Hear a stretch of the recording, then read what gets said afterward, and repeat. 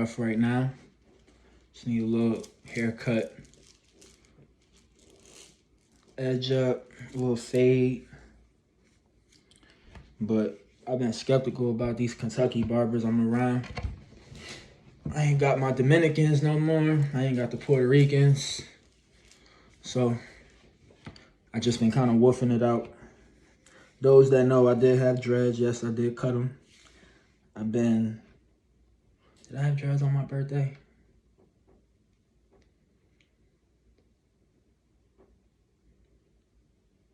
No. So I cut my hair. I cut my locks before I cut my locks before my birthday, which was June 26th. I don't know what made me cut them. I was just tired of them. Like, I had big locks. I only had 50 dreads. They was freeform. And summertime in Kentucky, it was just hot. You know, it was just weighing down on me. It was just holding some kind of energy that I didn't really like. So I just started cutting them, and I felt way better after I got them off. But anyway, I'm woofing it out because I ain't been liking my haircuts and stuff like that. So I'm just woofing it out. All right, anyway. Today, we're going to be talking about Story Time with Will. For those who might wonder why I call myself Will, W-H-E-E-L. For some, they might know. For others, they might not, of course. For strangers, my name is Will. I go by Will. And yes, I am in a wheelchair. That's where I got the word from. So this is like my first video up close and personal. Really haven't been up to much besides school and, you know, trying to find employment, which I should be starting Dollar Tree this week. It's not ideal, but it's better than nothing just sitting in the house. So I decided, you know what? Instead of just, you know, doing whatever and just scrolling on YouTube and looking on my phone, let me try to create. I've had this YouTube channel for a while. I do have other recorded stuff that has not been edited. I was trying to be so perfect in the beginning and, you know, make it look like, you know, perfect quality and everything. And I just felt like that led to me, like, not staying consistent and putting in the work and just starting from the bottom and learning as I go and getting better. I was camera shy. I was, you know, worried about my appearance. Is my mustache hair falling over my lip? Is this on point? Is my hairline fucked up? You know, so I was just caught my ways with my own insecurities anyway from just being disabled. But one secret I will share with you was I already had insecurities before I was disabled. But we'll get to all that later on. Like I said, guys, excuse me, excuse my camera etiquette or manners. I'm gonna try to be as professional as possible, but just be cool. So today we're gonna be talking about how I missed out on $1 million. Yeah, you heard that right. I could have been a millionaire right before the pandemic. This was January of 2020. I was going to a trade school named Job Corps in Kentucky, which is where I live now.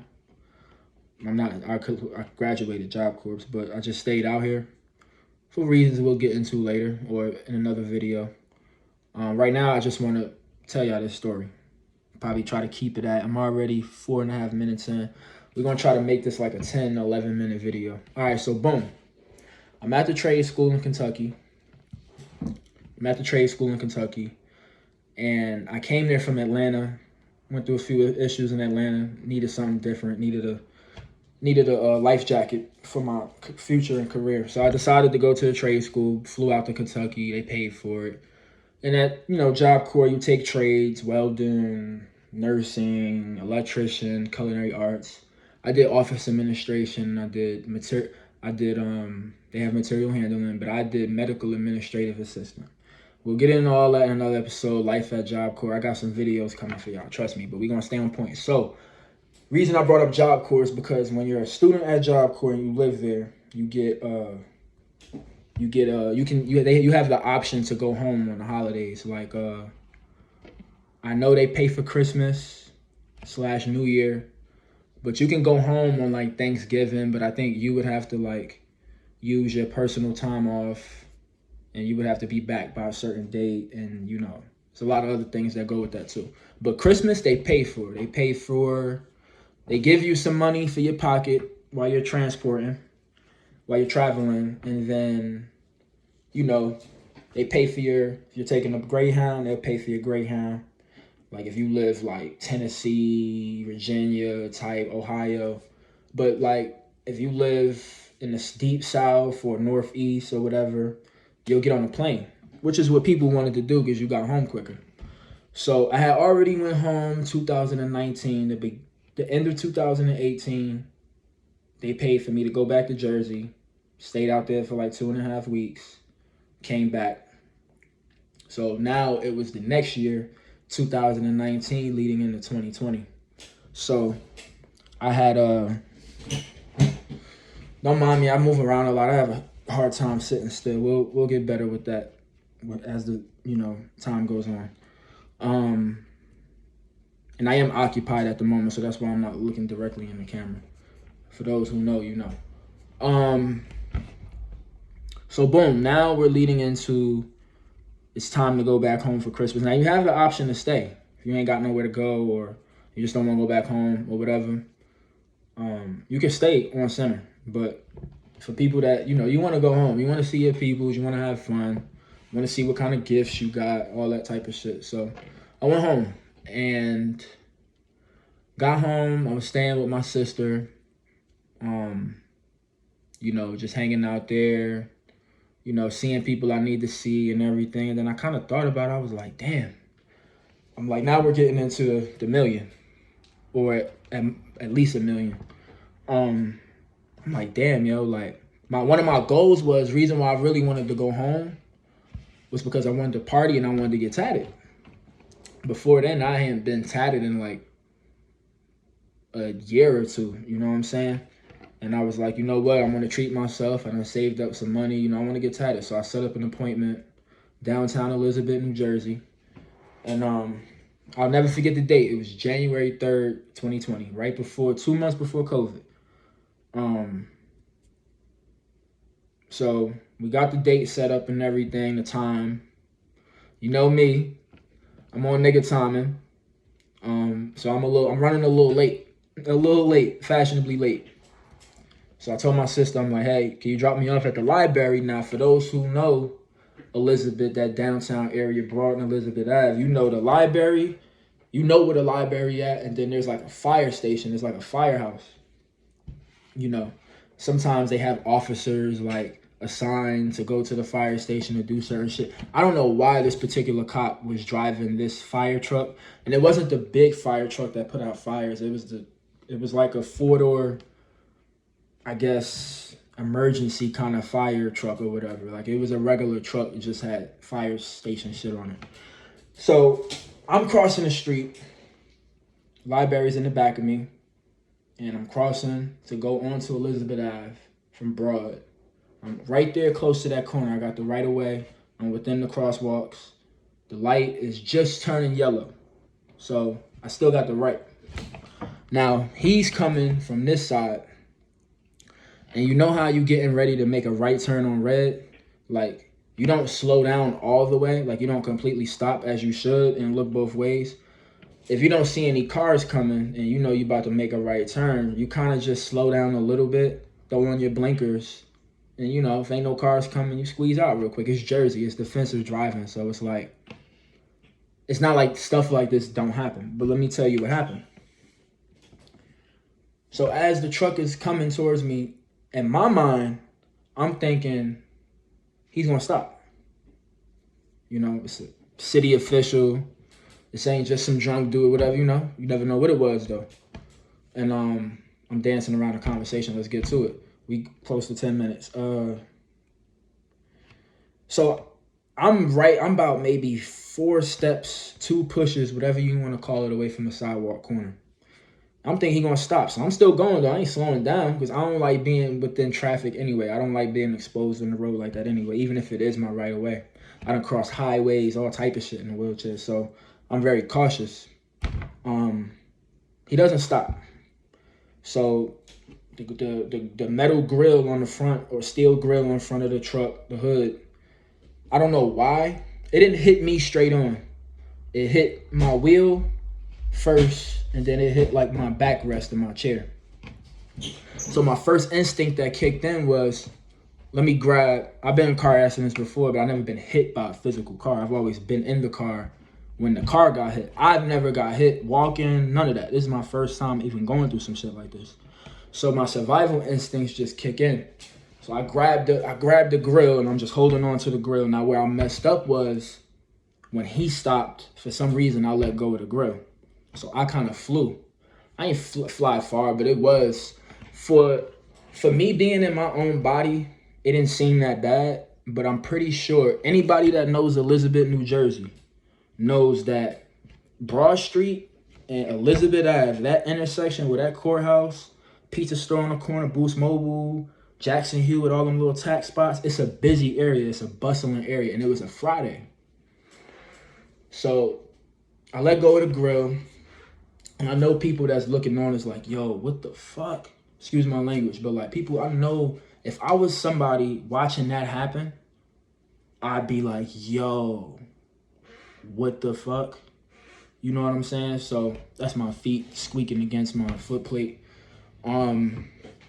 So I fall on the floor. I'm out my chair. My chair's somewhere else. I'm there on the, almost kind of in the road, like in the intersection, like the four-way type shit. That's how far I kind of flew.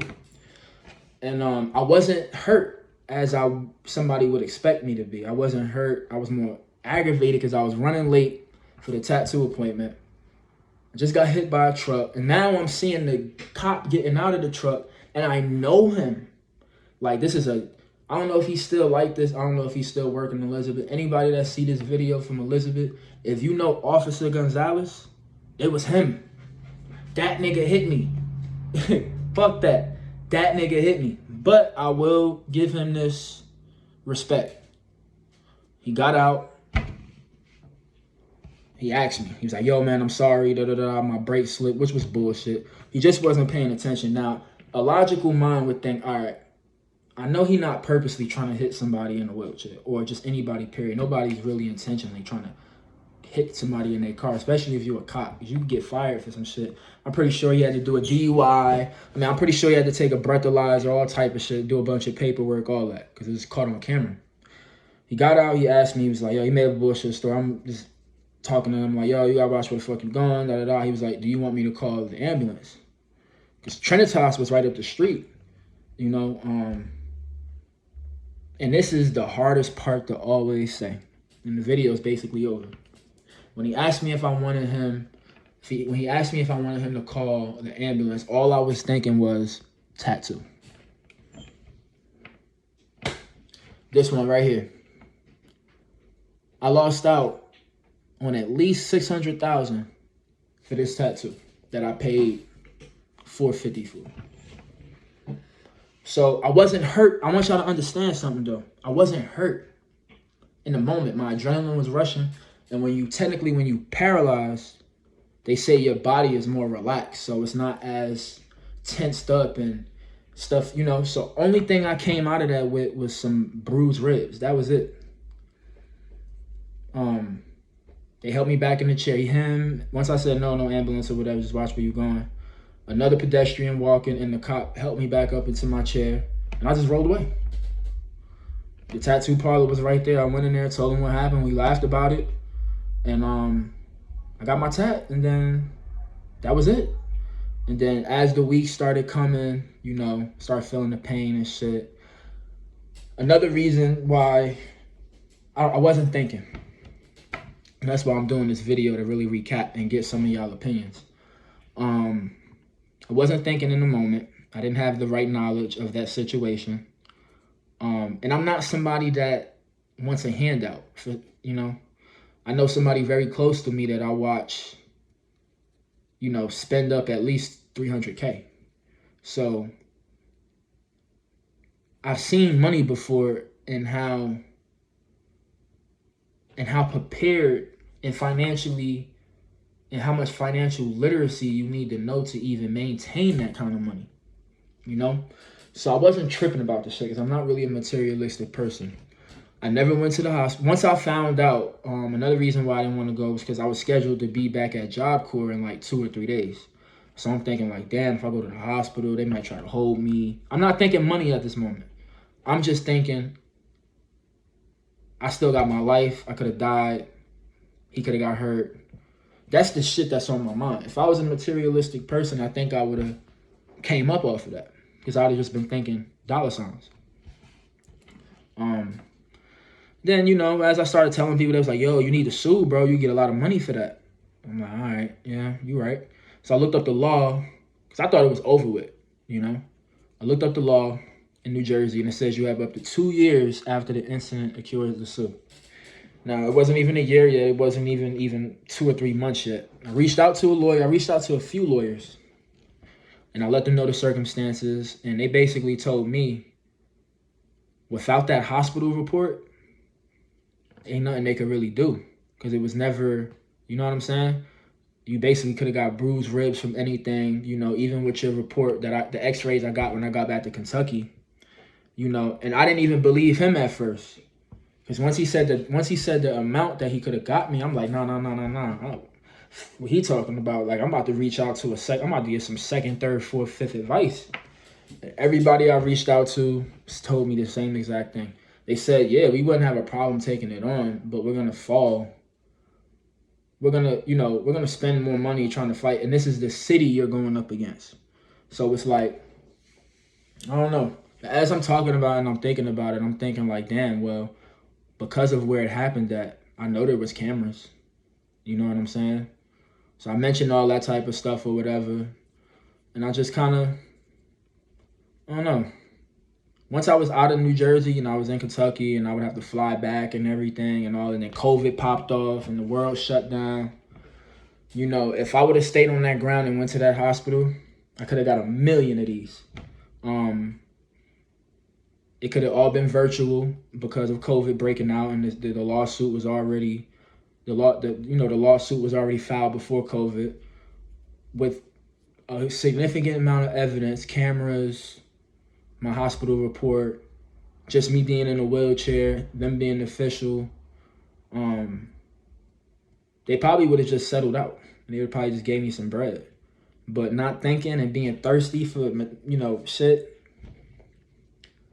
That's how I lost out. And once I spoke to a lawyer, and he told me he said at least I could, after taxes, I could have had about 600,000. Again, I don't beat myself up for it because it's materialistic, and I've seen people fuck up money before, and I know that I'm not really big on money. I know that I need money to to have access to certain things and put myself around certain people. But I feel like I'm already rich as far as like when it comes to life. I might not have it in my bank account, but when it comes to me personally, like me, Khalil, my soul, me, I'm worth way more than that, and I have plentiful of that coming my way, and I'm gonna work hard for it,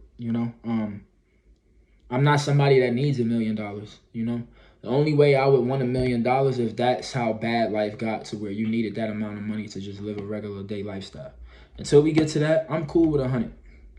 I'm cool with 100,000 and assets and liquid and whatever y'all want to call it, those financial terms or whatever. I'm cool with just knowing that I'm growing, I'm saving, I'm living a modern minimalist lifestyle.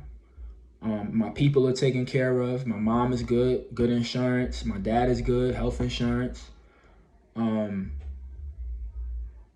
That's really it. That's all I'm really concerned with. I know I need money to possibly train myself to walk again, like good physical therapy that insurance won't pay for, modifications to my dream house and buying a house. I still want to do everything everybody else want to do. I still got the fire inside of me. I haven't lost it. I've gained more since I've been disabled because I'm counted out every day. I'm counted out by people that's close to me. And it's okay because they only going off of what they see. You know what I'm saying? Like, they only going off of what they see. So I'm not mad at y'all. But just know, like, I'm going to be all right. I'm going to be cool. I'm not worried about that money. But if I can give some words of encouragement, we coming in on 20 minutes. I'm not editing this. I'm not doing nothing. This is, y'all going to get it straight raw like this. My advice to my viewers watching this, or anybody that's going to see this, is think. Think. All right? Educate yourself. And be aware. Because it can happen that quick. You know, I could have died that day. You know, if I fell the wrong way, hit my head, you know, he could have been going a little faster. His brakes really could have, because if he, you know, it could have been a lot worse. So, and I've had so many traumatic situations and experiences in my life that when shit happened, I just be thanking the man upstairs like, yo, thank you. Like, it ain't my time. I done been stabbed. I done been shot, jumped by over 10 people, car accidents, hit by a car. I've taken some bad falls in this chair. You know, I've been through a lot, but I'm still here. I'm not standing, but I'm breathing. I'm full of life. I'm full of energy. I'm full of positivity and game to give to y'all. And that's what this channel will be on. This is my first video on how I lost out on that lawsuit. I'm going to go in the title and say I lost out on $1 million because I was told out of the 5 lawyers I spoke to, I was told $1 million. I don't know if that was after paying everything off or taxes or whatever. But for that situation, I should have been a millionaire. Like, comment, subscribe. Look forward to more videos. And that's what this channel will be about. This channel will be about not just wheelchair stuff. Y'all gonna really get a chance to learn me, Will. Remember, Will, W-H-E-E-L, not Will, like Will Ferrell, not none of that. Y'all could call me Khalil, you could call me Lil, whatever you want to call me. A lot of people call me Will because they find it funny, ha ha he he, whatever floats your boat. You know what I'm saying? A lot more videos coming. We're gonna have videos on the lifestyle of being in a wheelchair, some of the addressing some of the stereotypes, because I've seen some videos and like y'all be being real PG-13. Y'all don't really, and I'm speaking to other disabled people in my situation, not other situations, because other situations come with different circumstances. But when it comes to men and women that are paralyzed, tetraplegics, paraplegic, quadplegics, whatever, y'all ain't really, you know, y'all kind of dance around certain topics and don't give it how it is. So y'all got me. Shout out to y'all. And we're going to keep it going, man. And we just going to get better as we go. Stay consistent. Stay positive. Y'all stay blessed up. Like, comment, subscribe. And y'all have a blessed day.